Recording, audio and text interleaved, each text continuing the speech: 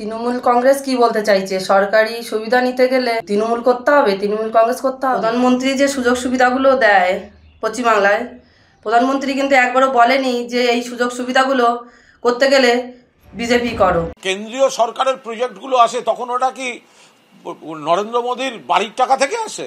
যে প্রজেক্ট মমতা বন্দ্যোপাধ্যায় তৈরি করেছেন বিজেপি তো তার বিরোধিতা করে, তাহলে সেই প্রজেক্টের উপভোক্তা কি করে বিজেপির প্রার্থী হতে পারে? প্রকল্পটা তার মঙ্গলের বলেই তো তিনি নিচ্ছেন, নইলে তো তিনি নিতেন না, নইলে তো গিয়ে ফর্ম ফিল আপ করতেন না, না হলে তো দুয়ারে সরকারে যেতেন না।